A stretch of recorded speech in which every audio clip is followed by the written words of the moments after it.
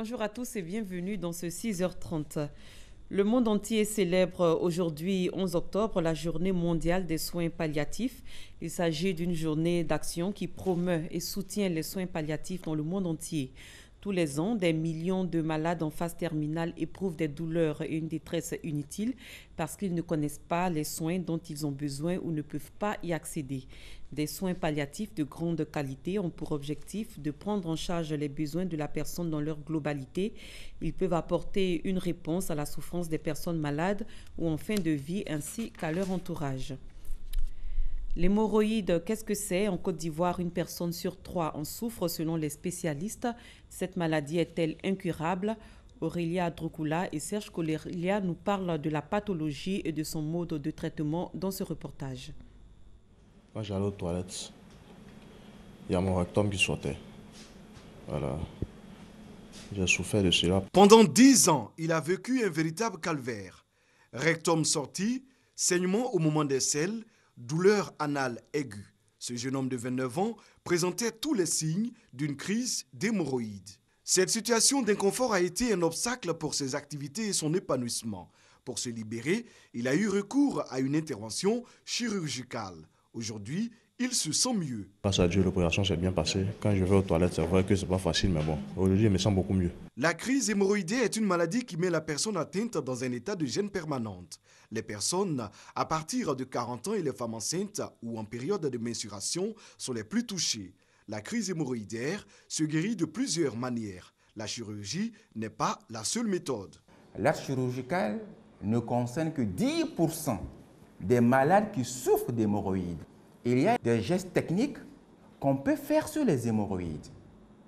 Quand ça saigne, on peut faire des injections à l'intérieur de l'anus pour arrêter les saignements. Quand ça sort, on peut faire remonter les hémorroïdes et les attacher. Pour les spécialistes, il existe une différence entre les hémorroïdes et la crise hémorroïdaire. Les hémorroïdes sont des organes qu'on a au niveau de l'anus et qui nous permettent effectivement de bien fermer l'anus. Alors ces organes-là sont maintenus en place par des structures, des ligaments comme des ressorts. Et c'est lorsque ces organes donnent des signes et qu'on parle de maladie hémorroïdaire. À l'origine des crises hémorroïdaires, de multiples facteurs. La constipation est un grand vecteur de crise hémorroïdaire, la diarrhée également. La crise hémorroïdaire survient lorsqu'il y a une forte tension au niveau de l'abdomen. La gestité, c'est-à-dire la grossesse, en moyenne, une femme sur 2 va faire une crise hémorroïdaire et également dans les suites immédiates de la grossesse. Les personnes qui sont amenées à garder longtemps la position assise ou la position debout peuvent être également amenées à avoir des crises d'hémorroïdes. Les habitudes alimentaires ont pu être également incriminées des éléments comme le thé, le café, le piment. Quand elles ne sont pas traitées à temps, les crises hémorroïdaires entraînent parfois des complications. C'est des procédances qui peuvent se faire de façon intermittente. Ça sort à la faveur des selles et ça rentre tout seul. Soit c'est une procédance qui aura nécessité qu'on mette le doigt pour la faire rentrer, ou alors c'est une procédance qui ne rentrera jamais. À ce stade, une prise en charge et un traitement adéquat s'imposent. Il y a le côté médicamenteux. Ça concerne à peu près 40% des patients qui ont une maladie hémorroïdaire. Et il y a le côté geste technique. Avant d'arriver à l'acte chirurgical, ça peut concerner à peu près 30% des patients. Et en fonction du stade dans lequel vous êtes, vous avez un type de traitement approprié. On guérit de la maladie hémorroïdaire. 100% des patients traités de maladie hémorroïdaire en guérissent. La durée du traitement et le coût de la prise en charge varient en fonction des cas. Face à ce mal, la médecine traditionnelle a aussi ses recettes. De nombreux patients se tournent aujourd'hui vers elle. Au début, ça a commencé par le rectum qui sortait. Je vois un tradupraticien et j'avoue qu'actuellement, ça va. Le choix de cette pratique est-il un recours efficace contre la crise hémorroïdaire? La médecine traditionnelle a des plantes efficaces pour guérir les hémorroïdes dans toutes leurs formes. Entre le recours à la médecine moderne et à la médecine traditionnelle, l'autre voie qui s'offre est la prévention. Mieux vaut prévenir que guérir. Pour éviter la constipation, il faut avoir une alimentation équilibrée. Consommer assez d'eau, au moins 1,5 litre, voire 2 litres d'eau par jour. Consommer suffisamment de fruits et de légumes. Le gombo ne joue pas sur l'hémorroïde. Au contraire, le gombo contenant assez de fibres, ça facilite le transit, donc ça vous aide à évacuer. Au service d'exploration fonctionnelle du CHU de Yopougon, 60% des motifs de consultation sont des crises hémorroïdaires. 20 patients sont consultés en moyenne par semaine. En Côte d'Ivoire, 4 centres publics s'occupent des maladies hémorroïdaires. Ils sont situés dans les CHU de Yopougon, de Cocody, de Trècheville et de Boaké. Hier, la Côte d'Ivoire, à l'instar de la communauté internationale, a célébré la 25e journée mondiale de la santé mentale. Cette année, l'accent a été mis sur le soutien psychologique aux personnes victimes d'événements perturbateurs. Thème choisi, les premiers secours psychologiques, une approche clé pour aider les personnes récemment exposées à des situations d'urgence. La célébration officielle a eu lieu à l'hôpital psychiatrique de Bingerville. Citasso. Catastrophes naturelles, guerres, épidémies, attaques terroristes, autant de faits au cours desquels les populations ou les victimes subissent des chocs émotionnels et psychologiques. Après ce type d'événements dans la vie d'un homme, le soutien psychologique est primordial pour limiter les conséquences du stress et du traumatisme. C'est pour répondre à ce besoin d'assistance que la 25e journée mondiale de la santé mentale, célébrée ce 10 octobre à l'hôpital psychiatrique de Bingerville, s'est tenue autour du thème « Les premiers secours psychologiques, une approche clé pour aider les personnes récemment exposées à des situations d'urgence ». Dans une crise, le rôle du psychologue, c'est d'aider cet individu-là à surmonter la crise et à se réadapter, à vivre avec, à s'épanouir, comme tout être dans la société. Quand on parle d'une reconstruction psychologique, c'est un rétablissement, c'est une forme de rétablissement. De se dire, c'est vrai, c'est arrivé, ça peut arriver à tout le monde, ça m'est arrivé à moi, mais il faut que je surmonte. Cette journée a été l'occasion pour la ministre de la Santé et de l'Hygiène publique de faire l'état des lieux des soins psychiatriques en Côte d'Ivoire, avec l'annonce de la tenue d'un atelier de réflexion. Il faut que nous réfléchissions sérieusement avec tous les partenaires de l'hôpital psychiatrique, tous ceux qui sont concernés par la santé mentale, et même désigner 1 ou 2 parents qui vont nous aider à réfléchir et sortir de là un plan d'action que nous allons dérouler fidèlement. Nous allons réfléchir avec le gouvernement, essayer de voir comment nous pouvons essayer d'apporter une subvention aux médicaments pour les malades. Même si elle n'est pas totale, mais je tiens à ce que cette subvention puisse se faire. Sensibiliser l'ensemble de la population, les acteurs et les partenaires du système socio-sanitaire sur l'importance des premiers secours psychologiques, c'est en cela que s'est résumée cette 25e journée mondiale de la santé mentale. La journée mondiale de la santé mentale a été également célébrée à Yamoussoukro. Là-bas, des kits alimentaires ont été offerts aux personnes atteintes de maladies mentales. Une façon de leur apporter une assistance en cette journée qui leur est consacrée. Kwadio Kwame.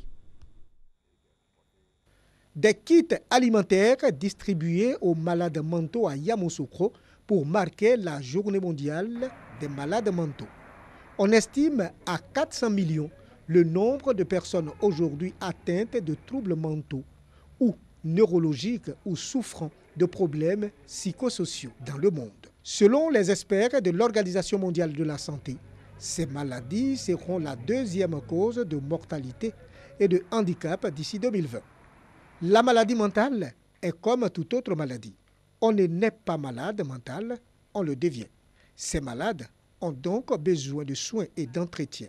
La présidente de l'ONG Lumière Vie compte réaliser un centre socio-professionnel pour l'insertion des malades stables. Au début des activités de l'ONG, on les récupérait dans la rue, on partait les déposer dans les différents centres pour les traitements. Ça ne sert à rien de prendre un malade, le dépenser, faire son traitement et les parents même refusent de les accepter souvent à la maison, mais ils n'ont même pas de parents à côté. Donc nous avons décidé de construire un centre de réinsertion à 15 km de Yamoussoukro à Zata qui va nous aider. C'est-à-dire quand on récupère un malade dans la rue, on le dépose dans le centre. Après le traitement, il est affecté à Zata pour apprendre un métier, pour se réinsérer dans le tissu social. Ce centre sera construit à Zata, sur la route de Boisflé, d'une capacité de 150 lits Il coûtera 300 millions de francs CFA, et cela pour restituer à ces personnes toute leur dignité humaine.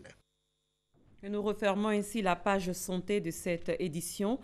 Les populations de Kagnasso en Côte d'Ivoire et de Fakola au Mali célèbrent la paix retrouvée. Ces deux peuples ont signé le 9 août dernier un accord qui les engage à consolider leurs liens d'amitié et de fraternité. Walter Amadou Ouattara. Maliens, Ivoiriens, parce que Jeu d'alliance animé par le lieutenant-colonel Koné Zakaria, danse traditionnelle du terroir malien. Nous sommes à Fakola, en République du Mali. Les Malinqués de Côte d'Ivoire et les frères maliens célèbrent ainsi la paix retrouvée depuis le 9 août 2016 à Kagnasso, à l'issue d'un accord entre les deux peuples voisins pour mettre un terme à plusieurs décennies de conflits. Cette fête a mobilisé à la tête des populations voisines, autorités administratives et membres des gouvernements ivoiriens et maliens. Ils ont exhorté les populations des deux pays à la consolidation de la paix. Vos sœurs, vos frères, ont tous le sentiment que chacun d'eux a apporté quelque chose à l'édifice que nous allons commencer à bâtir aujourd'hui, parce qu'une paix, une réconciliation n'est jamais finie. Elles se construisent, elles s'entretiennent pour que plus jamais ce qui s'est passé n'arrive à nouveau. La paix est l'affaire de tous. Construire et entretenir la paix sont des défis quotidiens et permanents. Cela exige de la patience, de la tolérance, des concessions réciproques, des sacrifices et surtout beaucoup d'humilité. Je vous exhorte à entretenir précieusement la paix retrouvée. Avant son arrivée en terre malienne, la ministre ivoirienne de la Solidarité a fait escale à Gouéa, dernière localité ivoirienne à la frontière avec le Mali. À cette étape, Maria Toukoné et sa délégation ont échangé avec les leaders de communautés, les autorités administratives et les élus de la région du Folon. En culture, c'est parti pour la 5e édition du FASA, le Festival des arts sacrés des savanes. Il vise à revaloriser et à promouvoir le patrimoine culturel sénoufo. L'événement a été lancé récemment par le ministre de la Culture et de la Francophonie, Soro Corona, Kader Sogodogo. Expression, promotion et valorisation des valeurs culturelles et traditionnelles du district des Savanes. Festival des arts sacrés des savanes, le FASA, offre au peuple sénoufo l'occasion de présenter au monde son patrimoine matériel et immatériel qu'il a développé au cours des siècles à travers une exposition de danse, de rites, de son savoir-faire et de son savoir-être. La 5e édition du FASA a été l'occasion pour le ministère de la Culture et de la Francophonie de déployer sa stratégie de faire de la Côte d'Ivoire un pays culturel. Stratégie qui veut doter chaque région d'un festival. Nous souhaitons voir ici, à Korogo, et après Korogo, les autres chefs de département s'illustrer par de grands festivals. Après le FASA, nous avons créé cette année même, à Bondiali, le festival de Djegele, le Balafon.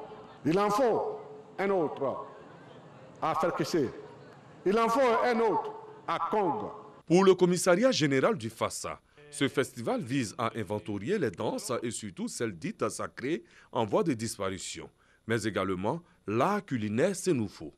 Après 5 éditions, le FASA se veut un rendez-vous annuel avec l'appropriation du conseil régional, laquelle structure décentralisée appelle les filles et fils sénoufo à s'investir pour internationaliser ce festival. L'attraction cette année fut la danse Sejom, venue de la sous-préfecture de Sirasso. Danse sacrée qui annonce l'entrée des jeunes garçons dans le bois sacré. Des danses traditionnelles, des prestations artistiques ont pendant 3 jours montré la diversité du riche patrimoine culturel sénoufo. Hors de la Côte d'Ivoire, l'Allemagne va débloquer 27 millions d'euros pour aider le Niger sur le plan militaire et contribuer au développement du nord du pays. C'est ce qu'a annoncé hier Angela Merkel en visite à Niamey. En dehors des questions bilatérales, la migration et la sécurité au Sahel ont occupé une bonne place dans les discussions entre la chancelière allemande et le président du Niger, Mamadou Issoufou. L'Éthiopie a accusé des ennemis extérieurs d'être à l'origine des violences qui agitent le pays et ont conduit dimanche 9 octobre le gouvernement à déclarer l'état d'urgence pour 6 mois. Addis Abeba vise en particulier l'Égypte. Les relations étaient déjà tendues entre l'Éthiopie et l'Égypte en raison du barrage de la Renaissance, le grand barrage éthiopien sur le Nil. Aujourd'hui, Addis Abeba accuse l'Égypte d'être directement impliquée dans les violences en région Oromo et de soutenir les indépendantistes du Front de libération Oromo. C'est la fin de ce 6h30. Merci de votre aimable attention. Excellent début de journée à tous et à toutes.